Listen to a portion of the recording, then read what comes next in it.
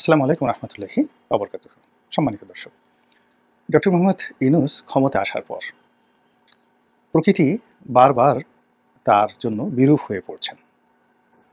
তিনি যেখানে হাত দিচ্ছেন ওখান থেকে বরকত উঠে যাচ্ছে এবং তার যারা লোকজন রয়েছেন তারা ক্রমশ তাকে ছেড়ে দূরবর্তী অঞ্চলে চলে যাচ্ছেন। তিনি যেখানে যাচ্ছেন সেখানে তার পাত্রমিত্ররা এই সময়টাতে যেভাবে হৈহুল্লোড় করে তার পাশে থাকে বা থাকা উচিত, এই কারণ হলো বাংলাদেশে এটাই নিয়ম। যিনি সরকার প্রধান হবেন তিনি এয়ারপোর্টে যাবেন, তিনি স্মৃতিসৌধে যাবেন, সবাই সেখানে উপস্থিত হবেন। এই জিনিসগুলো আমরা ইদানিংকালে দেখছি না। তারপর তার যে বাসভূমি, তার যে অফিস, সেখানে সাধারণ মানুষ, তাদের একটা বিরাট ভিড় থাকবে। অনেক মানুষ সেখানে ভিড় করবেন, দরখাস্ত নিয়ে যাবেন। একজন সংসদ সদস্যের কাছেই দৈনিক ২-৩ হাজার লোক উপস্থিত হন বিভিন্ন বিষয় নিয়ে। এর 1%ও তিনি নিষ্পত্তি করতে পারেন না, কিন্তু লোকজন যায়। এটা রাজনৈতিক ব্যক্তিদেরকে নিয়ে সাধারণ মানুষের মধ্যে একটা আকর্ষণ থাকে। কিন্তু এক্ষেত্রে কি হলো, ডক্টর মোহাম্মদ ইউনূসকে নিয়ে আমাদের সাধারণ মানুষের কোনো আগ্রহ নেই। এরপর আমরা আশা করেছিলাম বিশ্বব্যাংক, IMF, London, America, Paris, Morocco, Casablanca, তারপরে দক্ষিণ আফ্রিকার প্রিটোরিয়া, সেখান থেকে শুরু করে একেবারে শ্রীলঙ্কা, কলম্বো, সব ডক্টর মোহাম্মদ ইউনূসের দিকে ঝাঁপিয়ে পড়বেন। এবং তার বন্ধুরা, যারা আমরা দূর থেকে এতদিন যাদেরকে দেখেছিলাম, শুনেছিলাম, তারা বাংলাদেশে আসবেন দলে দলে। ক্লিন্টন আসবেন, হিলারি ক্লিন্টন আসবেন, বারাক ওবামা আসবেন। তারপরে তার যে ১০১ জন নোবেল লরিয়েট বন্ধু রয়েছে, যারা তার পক্ষে ওয়াশিংটন পোস্ট পত্রিকায় তারা বিজ্ঞাপন দিয়েছিল, তারা আসবেন। বাংলাদেশে একটা হই হুল্লোড় অবস্থা তৈরি হয়ে যাবে, কিন্তু এরকম হচ্ছে না। এরকম হচ্ছে না। ২ নম্বর হলো যে শেখ হাসিনা সঙ্গে আমরা জানি দিল্লির সম্পর্ক ভালো ছিল না, এবং দিল্লি ডক্টর মোহাম্মদ ইউনূসকে ক্ষমতায় আনার জন্য বা এরকম একটা অভ্যুত্থানের জন্য একেবারে নারাজ ছিলেন না। সাম্প্রতিক সময় দিল্লির কথাবার্তা শুনে তারা একেবারে আমরা স্পষ্টতই বুঝতে পারি যে তারা জানতেন শেখ হাসিনা ক্ষমতা বেশি দিন প্রলম্বিত হবে না, আর তিনি থাকবেন না। তো সেই দিক থেকে যেটি হচ্ছে, ডক্টর মোহাম্মদ ইউনূস ক্ষমতা আসার সঙ্গে সঙ্গে তো মোদি বাবুর সঙ্গে তার ভালো সম্পর্ক হওয়ার কথা, কিন্তু সেটা হচ্ছে না। প্রথমে ডক্টর মোহাম্মদ ইউনূস চাইলেন যে দিল্লিকে অস্বীকার করি বা দিল্লির চোখে চোখ রেখে দেখি ইখতিয়ার উদ্দিন মোহাম্মদ বিন বখতিয়ার খলজি, না উনি তো দিল্লির অধীন ছিলেন, সেটা নয়, কে হতে পারে, ঈশা খাঁ, মুসা খাঁ, তারপর ফখরুদ্দিন মুবারক শাহ, গিয়াসউদ্দিন আজম শাহ, তারপর শশাঙ্ক, হর্ষবর্ধন, মুর্শিদ কুলি খান, এ সকল মহামানবেরা সবসময় দিল্লিকে টেক্কা দিয়ে ছলে বলে কৌশলে তারা বাংলাদেশের স্বাধীনতা এবং সার্বভৌমত্ব অক্ষুণ্ণ রেখেছিলেন এবং বাংলাদেশকে উন্নতির স্বর্ণশিখরে তারা নিয়ে গিয়েছিলেন, এবং ইতিহাসের একটা মানে জাজল্যমান তারকাতে পরিণত হয়ে আছেন তারা এখন অবধি। তো এই তালিকাতে ডক্টর মোহাম্মদ ইউনূস অন্তর্ভুক্ত হবেন। এজন্য তিনি প্রথমে দিল্লির বিরুদ্ধে কথা বলা শুরু করলেন, ভারতের বিরুদ্ধে কথা বলা শুরু করলেন, এবং আমরা তো দারুণভাবে, ভীষণভাবে আনন্দ উদ্বেলিত যে এইবার প্রথম আমরা একজন মহাপুরুষ পেয়েছি যে কিনা ১০০০ বছরের মধ্যে প্রথম দিল্লির বিরুদ্ধে রুখে দাঁড়ালো। তো যাই হোক, সেটি হচ্ছে না, সেটি হচ্ছে না। এখন তিনি দিল্লির সঙ্গে বন্ধুত্ব করতে চাচ্ছেন, নরেন্দ্র মোদীর সঙ্গে বৈঠক করতে চাচ্ছেন। একাধিকবার তিনি বৈঠকের চেষ্টা করেছেন এবং তার সেই বৈঠকের প্রচেষ্টাগুলো ব্যর্থ হয়েছে।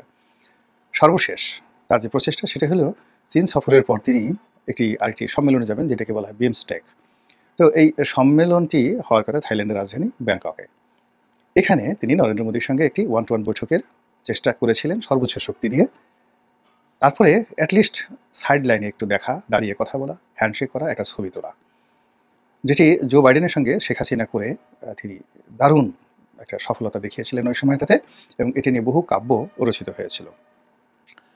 তো এরকম সাইডলাইন একটা বৈঠক করার তার প্রচেষ্টা ছিল, এবং চীন সফরে যাওয়ার আগে আমরা প্রায় শতভাগ নিশ্চিত ছিলাম যে বাংলাদেশে যেভাবে ইউনূসের পক্ষের লোকজন প্রচার চালাচ্ছেন, প্রোপাগান্ডা চালাচ্ছেন, তাতে করে ব্যাংককে তার যে বৈঠকটি, এটি শতভাগ নিশ্চিত। এবং এখন বলতে গেলে লেজ গুটিয়ে দিল্লি ডক্টর মোহাম্মদ ইউনূসের সঙ্গে বন্ধুত্ব করার জন্য পাগল পাড়া হয়ে পড়েছেন। এর কারণ হলো বাংলাদেশের ব্যবসায়ীদের ছাড়া ভারতে চলছে না। বাংলাদেশে তারা পেঁয়াজ রপ্তানি করতে পারছে না, আলু রপ্তানি করতে পারছে না, তুলা রপ্তানি করতে পারছে না। এরপর বাংলাদেশের রুগী ভারতে যাচ্ছে না, হাসপাতালগুলো বন্ধ। দিল্লি থেকে শুরু করে কেরালা, তারপর সে মুম্বাই থেকে শুরু করে কলকাতা, কলকাতা থেকে শুরু করে শান্তিনিকেতন, সব জায়গায় হাহাকার। বাঙালি নেই তো সেখানে খাওয়া দাওয়া বন্ধ হয়ে গেছে টাকা পয়সার অভাবে। এরকম প্রচার আমরা প্রায় দেখি। নিউ মার্কেট ফাঁকা, দার্জিলিং ফাঁকা, সেখানে কোনো পর্যটক নেই, আগরতলা ফাঁকা, শিলং ফাঁকা। তো এই অবস্থাতে মিস্টার নরেন্দ্র মোদী সঙ্গত কারণেই ডক্টর মোহাম্মদ ইউনূসের সঙ্গে আতাত করবেন এবং তার সঙ্গে আনুগত্য দেখাবেন আমরা যারা সাধারণ চিন্তার মানুষ। ইউনূসদের ডক্টর মোহাম্মদ ইউনূসের যারা শুভার্থী তাদের নানা রকম প্রচার এবং প্রোপাগান্ডায় আমরা রীতিমতো আবেগে আপ্লুত যে না হোক, অসুবিধা নেই। শেখ হাসিনাকে তারা ইতিমধ্যে খরচের খাতায় ফেলে দিয়েছে। এখন শেখ হাসিনাকে তারা হয়তো তৃতীয় দেশে পাঠিয়ে দেবে, অথবা এমন আছে তারা বিষ-টিষ প্রয়োগ করে ইনজেকশন দিয়ে শেখ হাসিনাকে মেরেও ফেলতে পারে। আবার তারা বাংলাদেশের কাছে হস্তান্তর করতে পারে। এজন্য আওয়ামী লীগের চিন্তায় আওয়ামী লীগের লোকজনের ঘুম হারাম হয়ে গিয়েছিল। এবং যারা কলকাতা, দিল্লিতে বিভিন্ন জায়গাতে পালিয়ে আছেন আওয়ামী লীগের শত শত নেতাকর্মী, তাদের অনেকের রীতিমতো ডায়রিয়া হয়ে গিয়েছিল যে কী হবে যদি আপাই বেঁচে না থাকে, আর ডক্টর মোহাম্মদ ইউনূসের সঙ্গে যদি নরেন্দ্র মোদীর বন্ধুত্ব হয়ে যায় তাহলে আমাদের কি হবে। আমাদেরকে যদি প্রত্যাবর্তন করা হয় তাহলে তো বেনাপোল সীমান্ত দিয়ে যদি হাতকড়া পরিয়ে আনা হয়, সীমান্তের মধ্যেই তো লাঠিগুঁতো শুরু হয়ে যাবে। এবং এত লাঠিগুঁতো সেটা সীমান্ত থেকে আসবে, তারপরে সেখান থেকে আবার থানায় আনবে, থানায় আনার পর সেখান থেকে আবার চালান দেবে, কোর্টে যাবে, কোর্টে আর এক দফা লাঠিগুঁতো, সেখান থেকে আবার কত কিছু।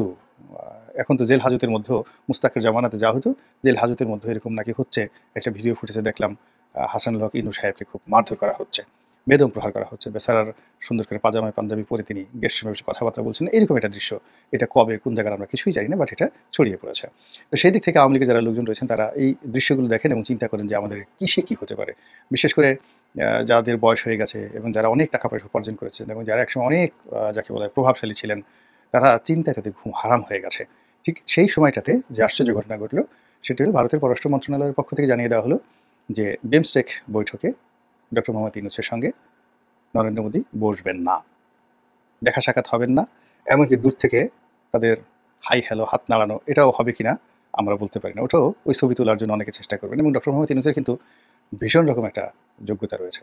তিনি কাউকে পেলেই তিনি হ্যান্ডশেক করেন। প্রথমে ডান হাত দিয়ে অন্যের ডান হাত চেপে ধরেন, তারপরে আবার নিজের বাম হাতটি দিয়ে ওই তার ডান হাত, দুই হাত দিয়ে হাতটিকে এমনভাবে চেপে ধরেন, তারপর তিনি এমন সুন্দর করে হাসতে থাকেন যে তিনি ছেড়ে না দেওয়া পর্যন্ত এবং তিনি যতক্ষণ চাইবেন ততক্ষণ পর্যন্ত ছবি ক্লিক ক্লিক করে ওঠা না পর্যন্ত, অন্ততপক্ষে ১০০টা ক্লিক না হওয়া পর্যন্ত তিনি দুটো হাতের একটা হাতও ছাড়েন না। তো এটা তার একটা নিদারুণ গুণাবলী। নরেন্দ্র মোদীর আবার এই গুণাবলী আরেকটু বেশি। তিনিও করেন কি, প্রথমে এক হাত ধরেন, তারপরে দুই হাত ধরেন, তারপরে তিনি জড়িয়ে ধরেন, ভীষণ রকম জড়িয়ে ধরেন। তার চেয়ে অনেক লম্বা লম্বা মানুষ, মনে করেন মোহাম্মদ বিন সালমানের মতো মানুষ, ট্রাম্পের মতো মানুষকে তিনি জড়িয়ে ধরেন। আর নরেন্দ্র মোদী যেহেতু একটু খাটো, জড়িয়ে ধরার পর কী হচ্ছে, এদের বুকে সাবানা বা কবরী যেভাবে ধরেন ওয়াসিম, চিত্রনায়ক ওয়াসিম অনেক লম্বা, তাদের মানে তাদের যে আলিঙ্গন দৃশ্য, সেই আলিঙ্গন দৃশ্যে যেভাবে তারা তাদের যে মস্তক, তাদের যে অধর যেভাবে নায়কের বক্ষে সমর্পণ করেন, এবং সেখানে যে ধরনের একটা রসায়ন তৈরি হয় পৃথিবীর লম্বা লম্বা মানুষগুলোর সঙ্গে, রাষ্ট্রনায়কদের সঙ্গে নরেন্দ্র মোদী এইভাবে কুলাকুলি করে ওইরকম একটা রসায়ন সেখানে তিনি তৈরি করে ফেলেন। তো সেক্ষেত্রে ডক্টর মোহাম্মদ ইউনূস এবং নরেন্দ্র মোদী এই দুজনের আকার আকৃতি সেম, উচ্চতা সেম। তারপর দুজনের হ্যান্ডশেক করার